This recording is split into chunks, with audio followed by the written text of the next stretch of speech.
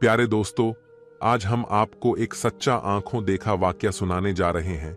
ये वाकया एक ऐसी औरत का जिसने एक बकरी पर जुल्म किया था और फिर वह खुद कैसे मुकाफात-ए-अमल का शिकार हुई। सुनकर आपकी नींद उड़ जाएगी। तो वक्त बर्बाद किए बिना चलते हैं आज की वीडियो की तरफ।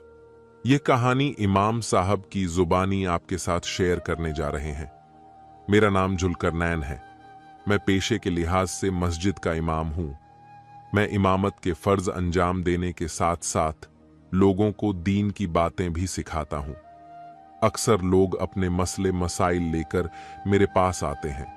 वह भी एक ऐसा ही दिन था। तपती दोपहर थी और जोहर की नमाज के बाद मैं जरा देर सुस्ताने के लिए लेट गया था, जब दरवाजे पर दस्तक होने लगी। मैं फौरन उठ खड़ा हुआ। न जाने कौन था और क्या काम था।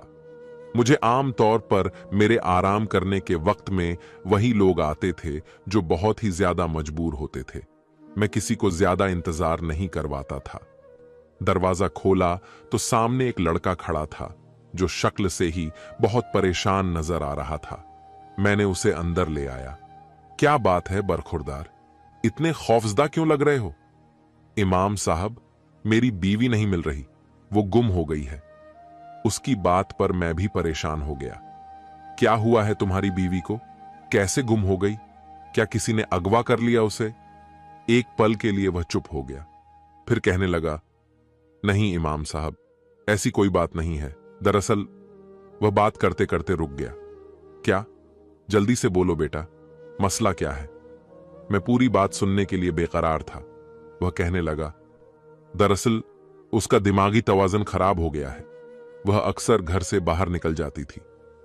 मैं उसे घर में बंद करके जाता था, लेकिन आज मैंने दरवाजा बाहर से बंद नहीं किया था और वह न जाने कैसे अपनी रस्सी खोलकर घर से बाहर निकल गई।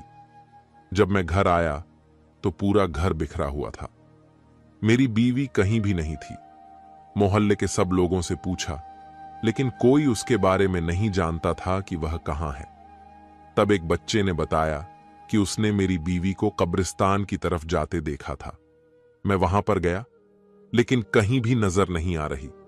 अब वह रो देने को था। मैं भी सुनकर परेशान हो गया। तो तुम किसी औरत को उसके पास छोड़कर जाते जो उसका ख्याल रखती, अपनी बीवी का इलाज करवाने की कोशिश करते। सब कुछ कर लिया इमाम साहब। कितने महीनों से उसका इलाज करवाया हूं। डॉक्टर्स तो यही कहते हैं कि वह ठीक हो जाएगी, लेकिन लगातार इलाज करवाने, समय पर दवा देने और अच्छा व्यवहार रखने के बावजूद भी उसकी तबीयत सही होने के बजाय बिगड़ती जा रही थी। और कोई औरत उसके पास टिकने को तैयार नहीं थी, क्योंकि वह उल्टा सीधा बड़बड़ाती थी, गालियां देती थी और चीजें उठाकर उन्हें मारती थी। दरअसल मेरे परिवार में कोई औरत भी नहीं है जो यह काम कर सके, और उसकी भी सिर्फ मां थी। वह भी फोत हो गई। उसका भी कोई करीबी रिश्ता नहीं है जो उसकी मदद करे। अब मैं इस बेचारे का सारा मसला समझ गया था। वह आजमाइश देकर किसी मलेज को उसके साथ समय बिताने पर मजबूर करता, लेकिन हर मलेज बीवी के व्यवहार से खौफ खाकर वहां रुकने के लिए तैयार नहीं थी। मुझे इस बेचारे पर तरस आ गया। मैं अब क्या सेवा कर सकता हूं? इमाम साहब, आप अगर ऐलान कर दें, मेरी बीवी का हुलिया एक बार बयान कर दें, तो हो सकता है कि उसे ढूंढने में मदद मिल जाए। अगर किसी ने उसे देखा होगा तो वह उसे ले आएगा। मैंने गहरी सांस ली और कहा, ठीक है, मगर तुम्हें पुलिस में रिपोर्ट भी दर्ज करवानी चाहिए। वह बोला, मैंने पुलिस में भी रिपोर्ट दर्ज करवा दी है, लेकिन अगर आप यह काम कर दें तो आपका एहसानमंद रहूंगा। फिर मैंने ऐलान कर दिया। वह वहां से चला गया और उसके बाद मैं उसे भूल गया था। फिर 2 दिन के बाद एक बंदा मेरे पास हाँपता कांपता आया और कहा, इमाम साहब, परसों आपने जो ऐलान किया था किसी औरत की गुमशुदगी के बारे में, मैंने एक जगह पर औरत को देखा है और मुझे लगता है कि वह वही औरत है जिसके बारे में आपने ऐलान किया था। उसकी बात पर मैं अपनी जगह से उठ खड़ा हुआ और कहा, अगर तुम्हें वह औरत मिल गई थी तो उसे ले आते।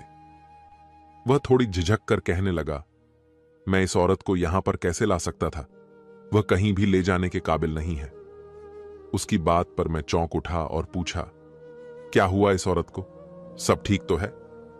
वह बोला, इमाम साहब, देर मत करें, इस औरत की तबीयत ठीक नहीं है, और अगर देर हो गई तो ऐसा ना हो कि वह जिंदगी की बाजी हार दे। मैंने उसे अपने साथ लिया और उस आदमी के घर की तरफ चल पड़ा। मैं अब खुद यह सारा मामला देखना चाहता था। मैं उस नौजवान के साथ खुद वहां चलने के लिए तैयार हो गया था। जब मैं उसके घर आया तो वह वहां पर ही मौजूद था। मुझे देखकर हैरान रह गया। अरे इमाम साहब, आपने क्यों मेहनत की? मुझे बुला लिया होता, मैं हाजिर हो जाता। मैंने उसे कहा, बातों में वक्त बर्बाद मत करो। इस शख्स का यह दावा है कि उसने तुम्हारी बीवी को एक जगह पर देखा है। वह यह सुनकर बेकरार हो गया और जल्दी से बोला, बताओ, मुझे कहां देखा है मेरी बीवी को? फिर वह शख्स हमें अपनी मौजूदगी में लेकर चलने लगा। चलते चलते हम गांव की सीमाओं से बाहर निकल गए थे। और कितना चलना है? कितनी दूर है वह औरत? मैंने पूछा। तुम सही करते कि अगर उसके साथ ले आते। उसका पति बहुत बेचैन लग रहा था, शायद अपनी बीवी से बहुत मोहब्बत करता था। मैं उसे हमदर्दी से देख रहा था। फिर जब हम वहां पहुंचे तो वहां बेहद गंदी बदबू थी, जो नथनों के जरिए मेरे वजूद में उतरती जा रही थी। हमने अपने मुंह पर हाथ रख लिए। यह कैसी बदबू है? उस आदमी ने एक तरफ इशारा किया जहां एक औरत जमीन पर सीधी पड़ी हुई थी। उसके ऊपर चादर थी और उसके वजूद पर मक्खियां भिन भिनाई जा रही थीं। उसकी हालत बहुत ही खराब थी और यकीनन यह बदबू उसके शरीर से उठ रही थी। आखिर ऐसा क्या हुआ था उसके साथ? जब हम वहां गए तो वह औरत गंदगी में लिथड़ी हुई थी। उसके चेहरे और शरीर पर अजीब से दाने निकले हुए थे, जो उसे बहुत ही ज्यादा कुरूप बना रहे थे। मैं तो उसे देखकर हैरान रह गया और सोचने लगा कि आखिर इस औरत के साथ यह सब क्यों हो रहा है? इतनी बुरी हालत क्यों है? न जाने उसके साथ क्या हुआ है।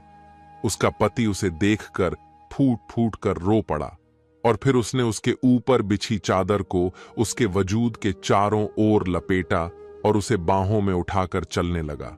मैं उस नौजवान की हिम्मत की दाद दे रहा था। हमसे कहीं फासले पर रहकर भी वह बदबू बर्दाश्त नहीं कर रहा था, जबकि वह अपनी बीवी को बाहों में लेकर जा रहा था। उसने फिर अपने किसी जानने वाले को कॉल कर दी और वह एक रिक्शा लेकर वहां पर आ गया। उसे लेकर अस्पताल में जाने लगा। मुझे न जाने क्यों ठीक नहीं लग रहा था कि मैं उसे छोड़कर वापस जाऊं।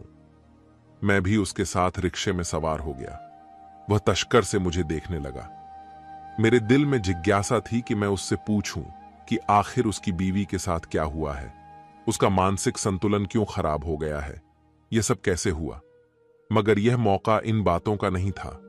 वह उसे लेकर अस्पताल में गया।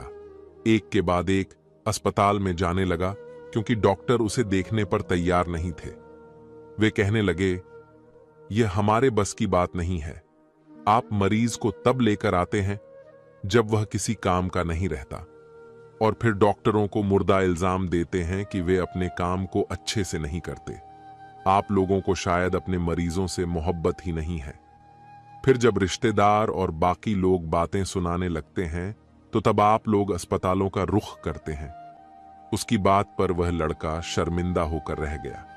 फिर एक अस्पताल में उसकी बीवी को इमरजेंसी वार्ड में ले गए।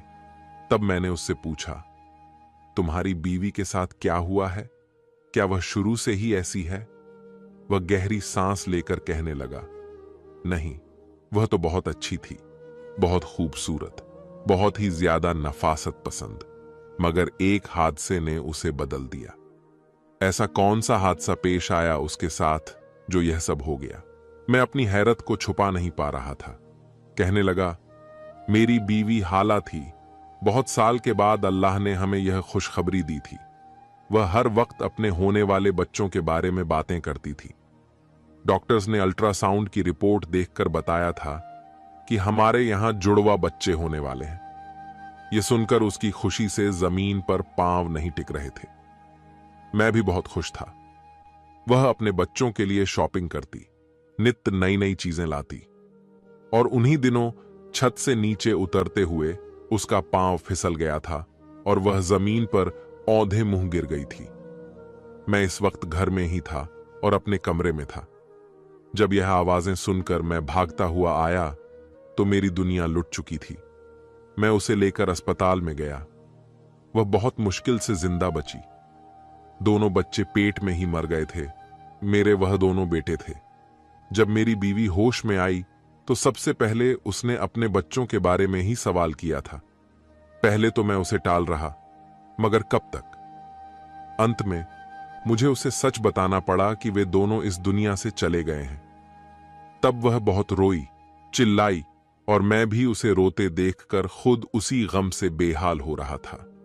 घर आकर वह बिल्कुल गुमसुम सी हो गई थी। वह अपने बच्चों के बारे में ही बातें करती रहती और फिर आहिस्ता आहिस्ता उसकी याददाश्त ने काम करना छोड़ दिया। अब वह बिल्कुल पागल हो गई। मैंने उसका बहुत इलाज करवाया, मगर वह दोबारा ठीक नहीं हो सकी। यह सुनकर मुझे भी उस बच्ची के लिए हमदर्दी का एहसास हुआ।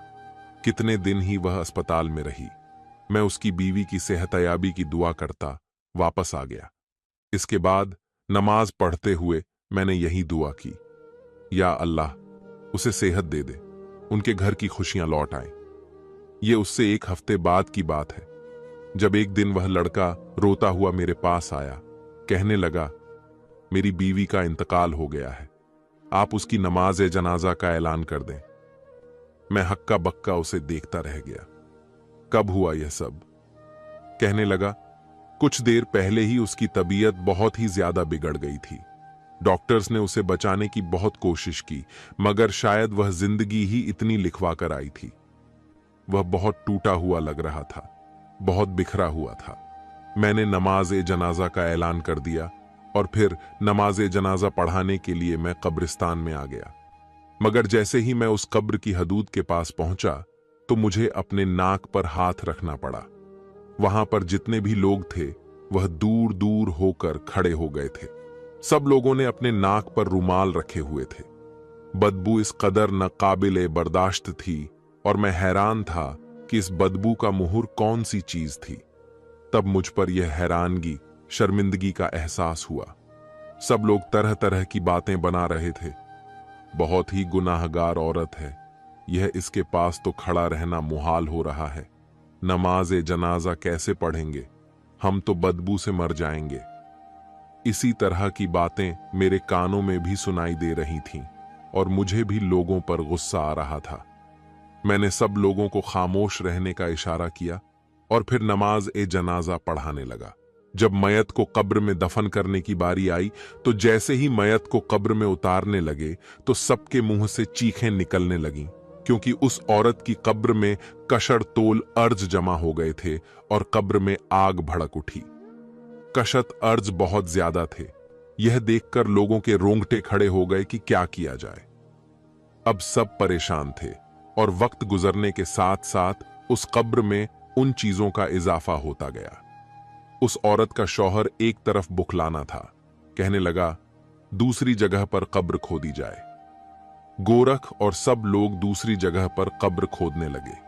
अब मुझे अंदाजा हो गया था कि यह सब उस औरत की किसी गुनाह की सजा थी, जो उस पर यह अजाब नाजिल हो रहा था, जो उसे कब्र भी कबूल नहीं कर पा रही थी।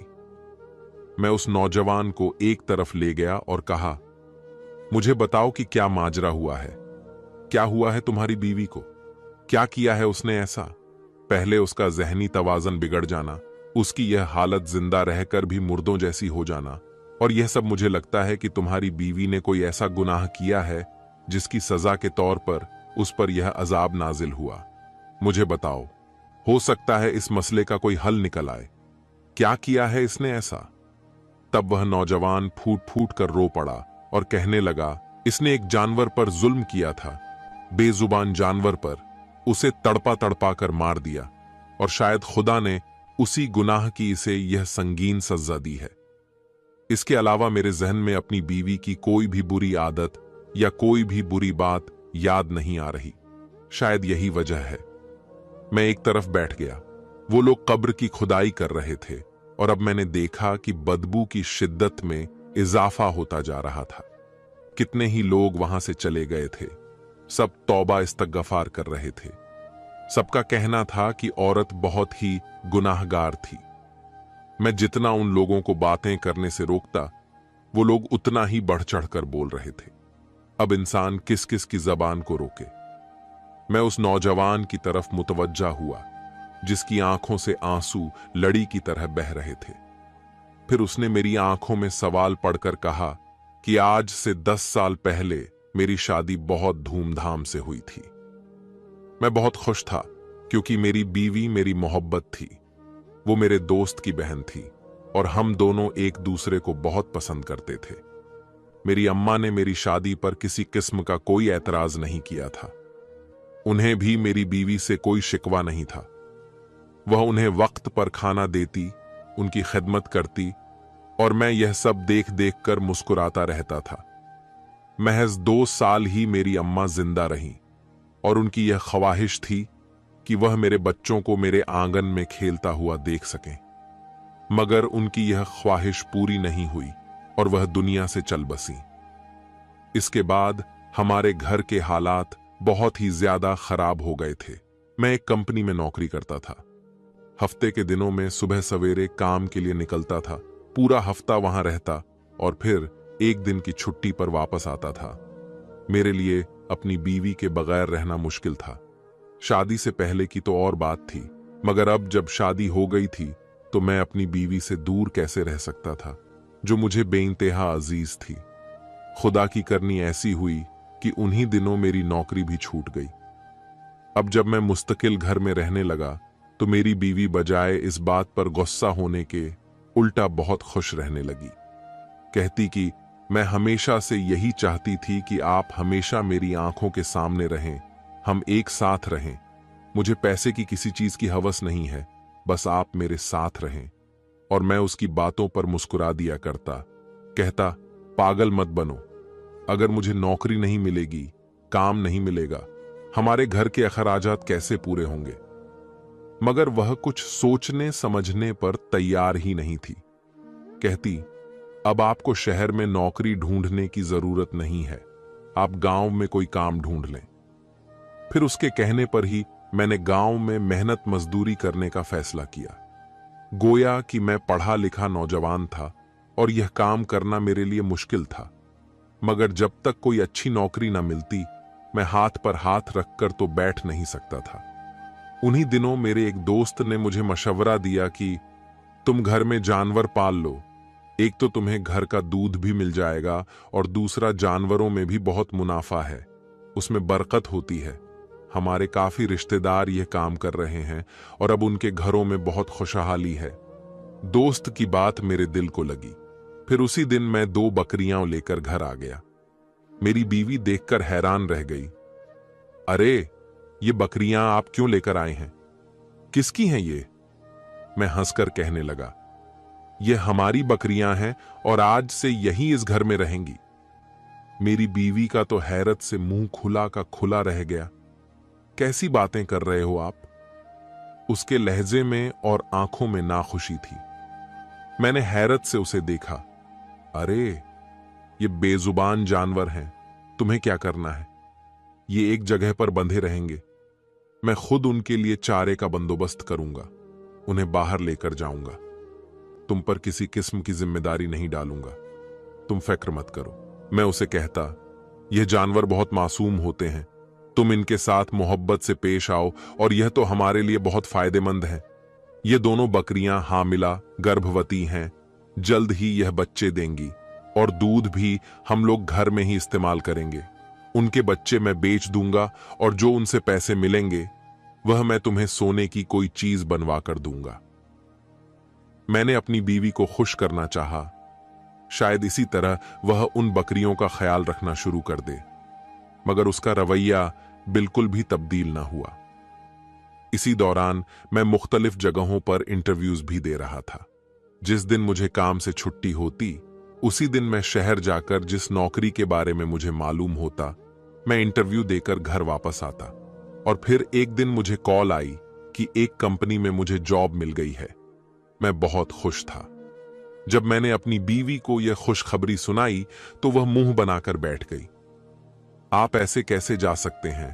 पूरा पूरा हफ्ता वापस नहीं आते, और अब यह जो आपने मुझ पर अजाब नाजिल कर दिया है, इसका मैं क्या करूं? बीवी की बात पर मैंने उसे अफसुर्दगी से देखा और कहा, ऐसा क्यों कह रही हो? क्या जाता है तुम्हारा? बस इन्हें चारा डाल दिया करो। ये तो एक जगह पर ही बंधी रहती है, मासूम जानवर हैं, किसी का कोई नुकसान नहीं करती। मगर उस पर मेरी बातों का उल्टा ही असर हो रहा था। जब मैं एक हफ्ते बाद घर वापस आया तो मैंने देखा कि वे दोनों बकरियां बहुत कमजोर हो चुकी थीं। मैंने जब उन्हें चारा डाला तो उन्होंने जरा सा चारा खाकर मुंह पीछे कर लिया। मुझे ऐसा लगा कि उन्हें चारा खाने में भी मुश्किल हो रही है।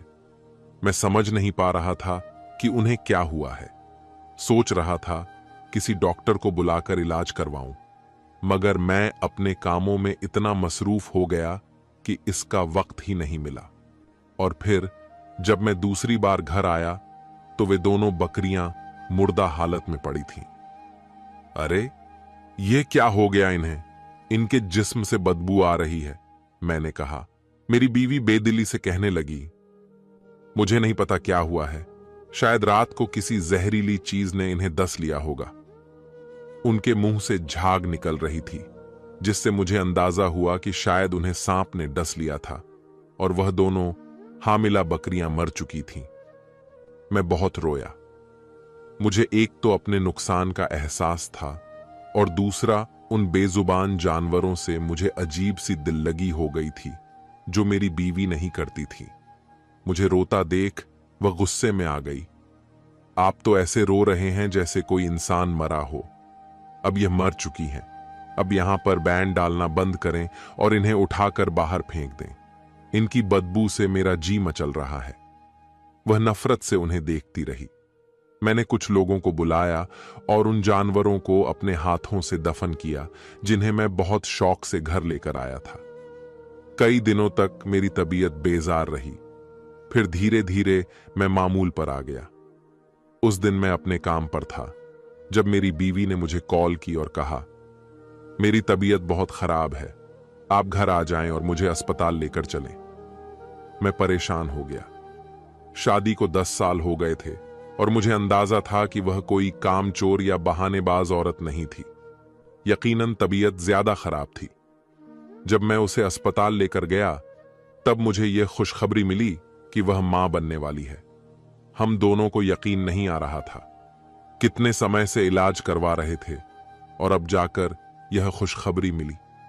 अब मेरी बीवी के कदमों तले भी जन्नत तामीर होने वाली थी और वह अपने बच्चों के नाम सोचने लगी थी।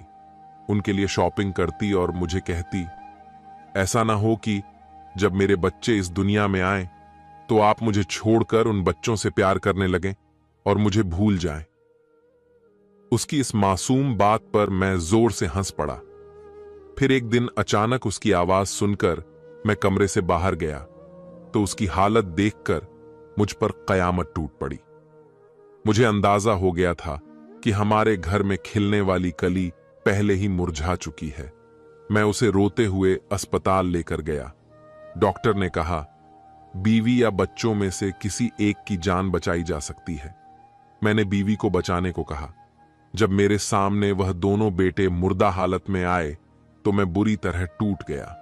उन्हें अपने हाथों से दफनाया।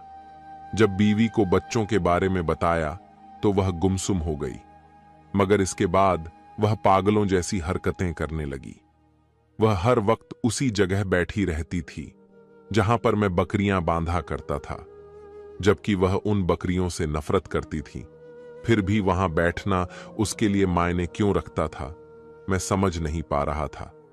एक दिन उसने मुझसे जो इकरार किया, मैं हैरत में गुमसुम हो गया। उसने कहा, मैंने उन बकरियों पर बहुत जुल्म किया था, उन्हें भूखा प्यासा रखा, डंडे से मारा। एक दिन मैंने उन्हें जहर दे दिया और तुम्हें यह कहा कि उन्हें सांप ने डस लिया है। मुझे अपनी बीवी पर बहुत एतबार था, मगर अब जब उसने यह सच बोला तो मैं हैरत में गुमसुम रह गया। मैंने कहा, तुमने बेजुबान जानवरों पर जुल्म किया है। शायद उसी की सजा के तौर पर हमारे बच्चे दुनिया में आने से पहले ही जिंदगी से मुंह मोड़ गए हैं। हम दोनों बहुत रोए। उसकी आंखों में पछतावे के आंसू थे और मेरी आंखों में एतबार टूटने का गम। फिर मैंने उसे माफ करने और अल्लाह से उसकी माफी मांगने की बात की।